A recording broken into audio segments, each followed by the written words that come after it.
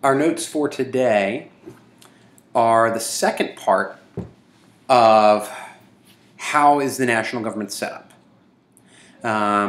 The first part we talked about the three branches and checks and balances, what the requirements are for each different part of the government. In this one we're going to talk about two topics, federalism and the amendment process. So if you think back to the Constitutional Convention, one of the biggest disagreements that our founding fathers had about the Constitution had to do with how powerful the national government should be. On the one hand, you had Federalists like James Madison. They wanted a strong national government.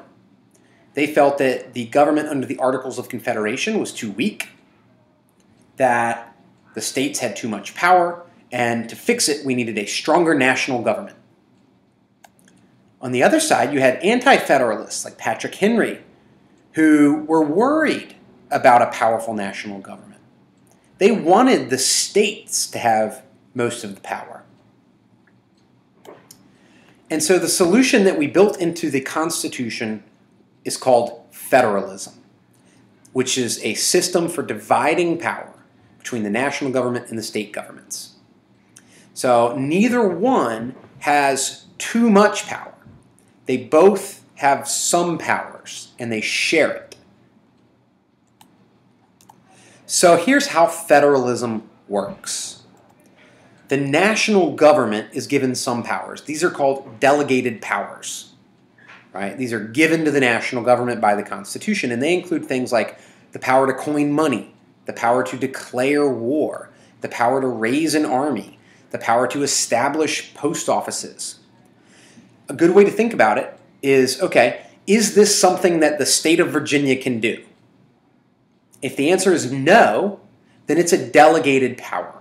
It's something that only the national government can do.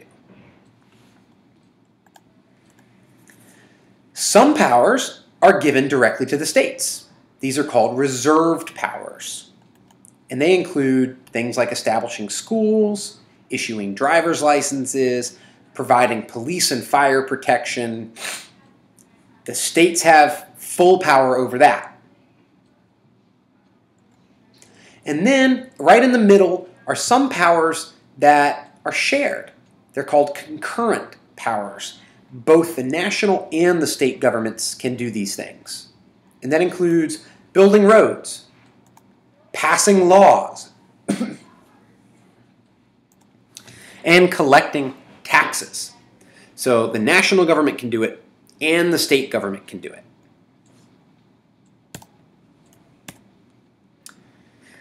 Because the government wanted to be able to change with the times, the guys that wrote the Constitution came up with a way for us to change it, to make it better.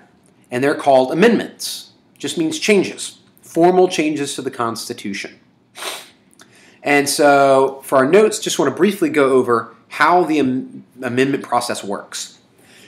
If 2/3 of both houses of Congress think an amendment is necessary, something needs to be added to or changed about the Constitution, then 2/3 of the House of Representatives and the Senate have to vote on approving the amendment.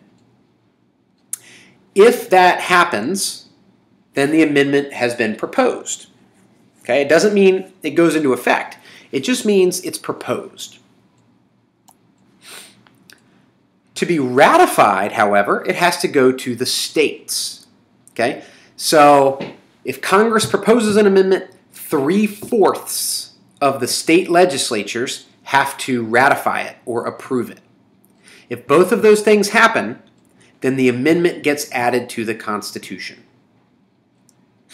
So this is another example of how federalism is built into our government.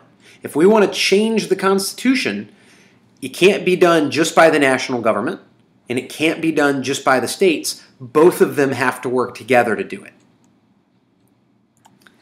And as you can imagine, getting 2/3 of Congress and 3/4 of the states to agree on something is difficult.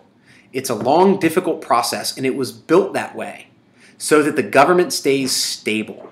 We wanted the Constitution to last a long time, to provide a solid structure of government. And we felt like that can't happen if it's constantly being changed. So we want it to change so that we can adapt, but we don't want it to be too easy, right? Because we want it to last a long time and want it to be strong and stable.